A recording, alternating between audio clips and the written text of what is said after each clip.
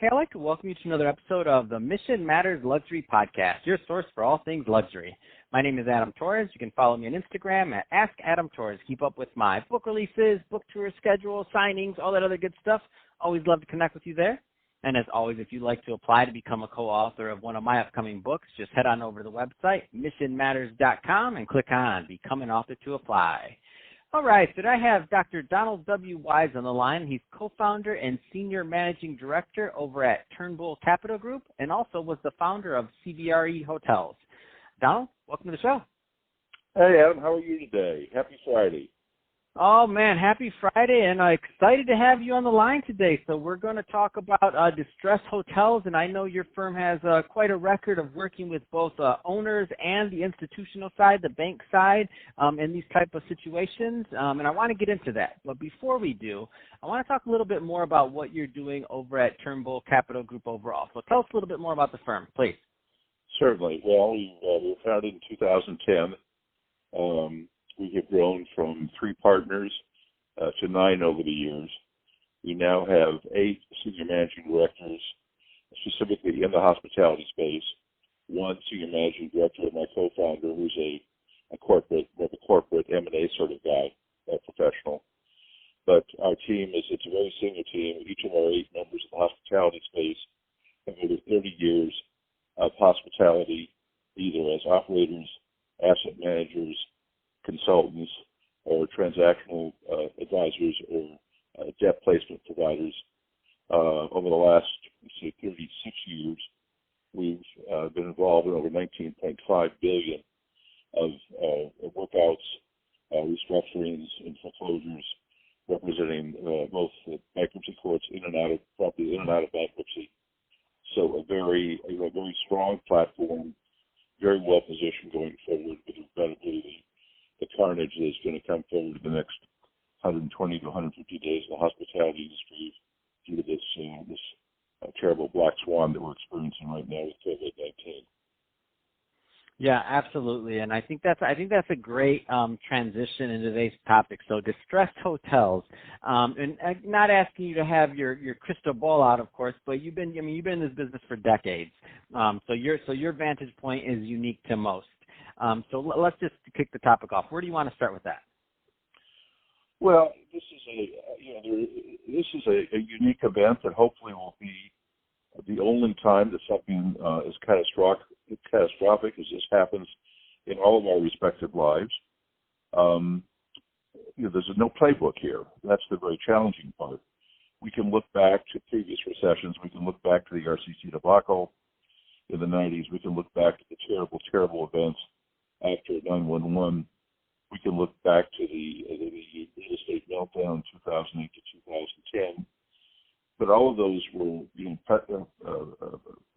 a condition preceding to something that was financial, generally speaking. Whether it was rather oxidation of banking standards, a terrible event, of course, the event of terrorism, and then the residential market being a little bit overheated and so forth and so on. But there's no playbook here. That's the biggest challenge. Anyone that tells you that they know what they're talking about, just very politely say thank you very much and hang up, because none of us do, frankly. We all are trying to stay optimistic, but the realities are regrettably very grim. The odds are that we've always said facetiously in the hotel business is not overdeveloped.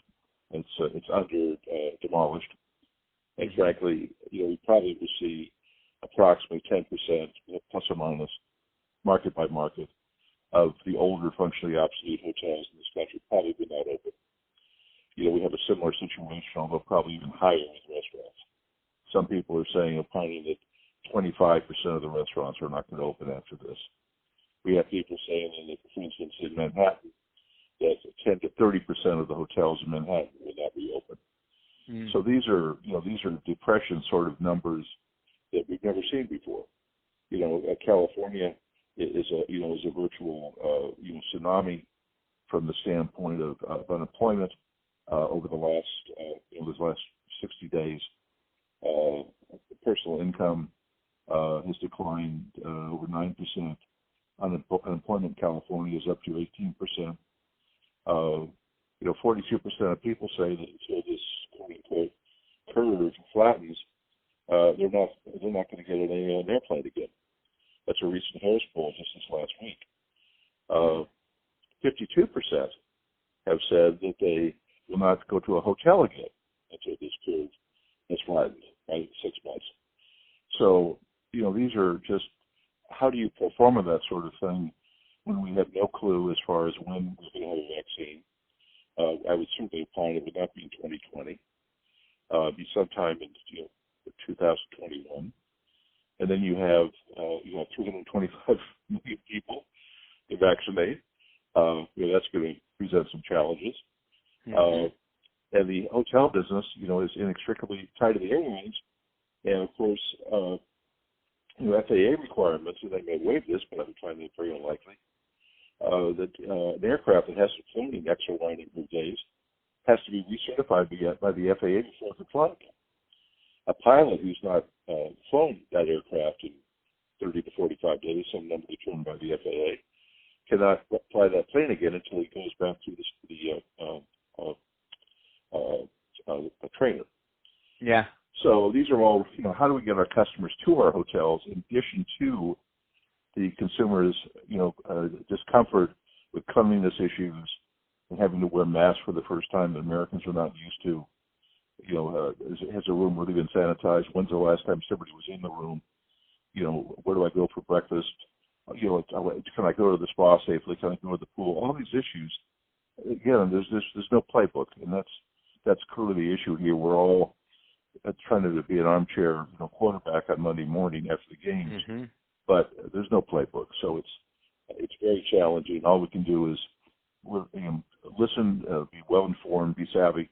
And we're making history every single day here, Adam. That's all there is to it. We're making new history. All this is going to be a very complicated and very long case study at the Cornell Hotel School someday.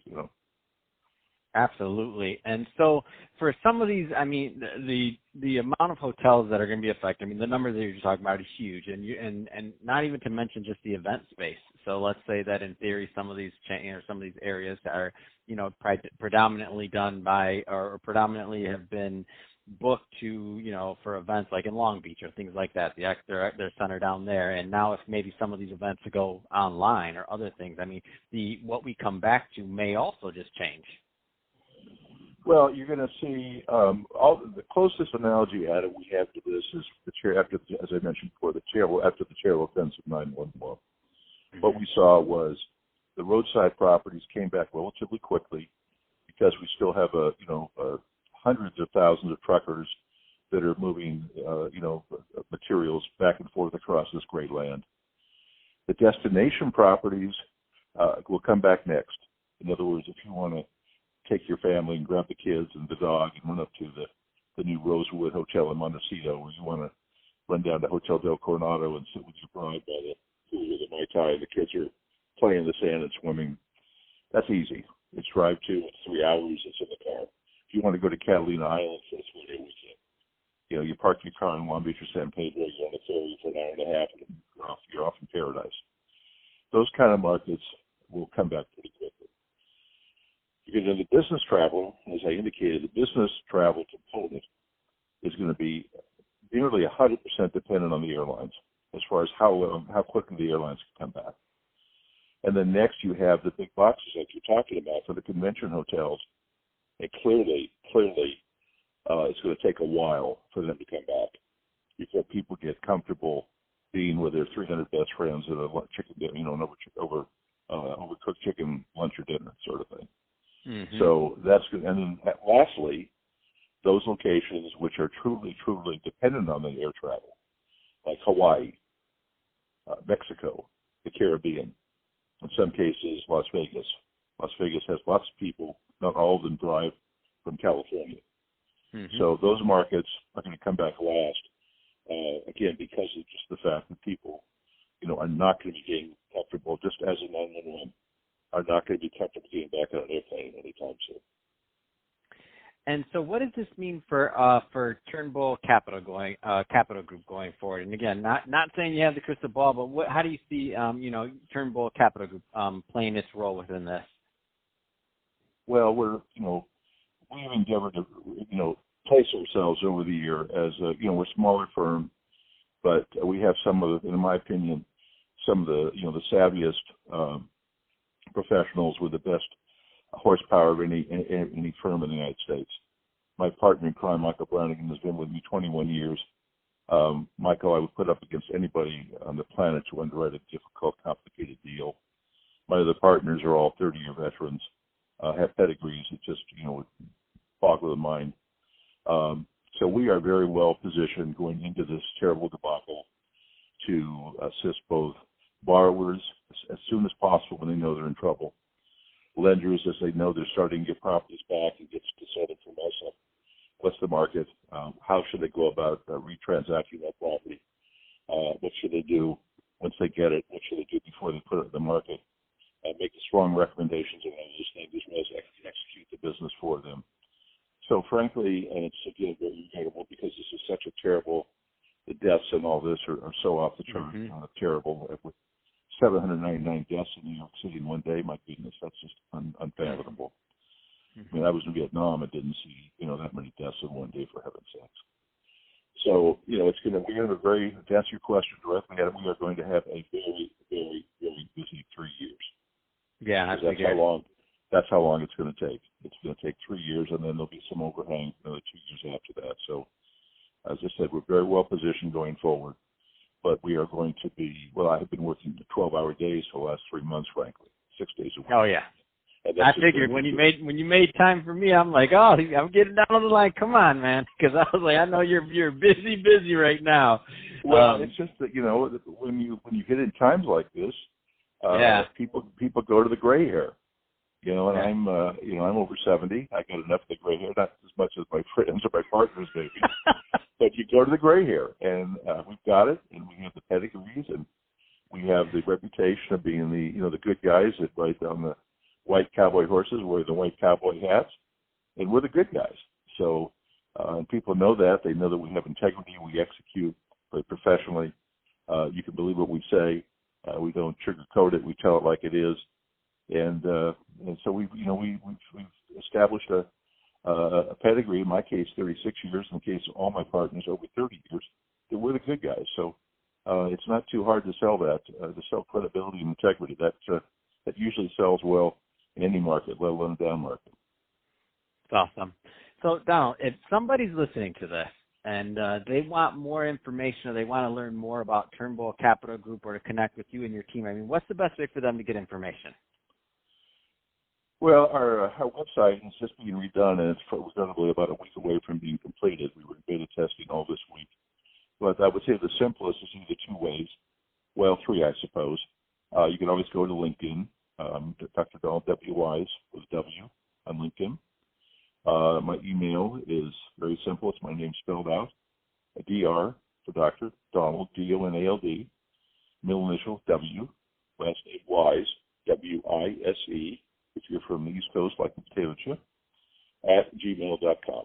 Dr. Donald W. Wise at gmail.com. My cell phone is 949-283-9706, 949-283-9706. I'm right here in Newport Beach, California, where I've lived unbelievably since August of 1949, so I've been here a while. Oh, man, you've seen it all. I love it. Well, Donald, really appreciate you coming on the show today and sharing more about your background and all the great stuff you're doing over at Turnbull Capital Group to help navigate these times that we're in. And to the audience, as always, thank you for tuning in. Hope you got a lot of value out of this. If you did, don't forget to subscribe to the podcast, leave me a review on the Apple iTunes Store. And if you're watching this on our YouTube channel, Mission Matters Luxury, definitely give us a subscribe there, but also leave us some comments in the video. Love to know what kind of projects and things you're working on. And Donald, thanks again for coming on the show. Thank you, Adam. Have a good weekend.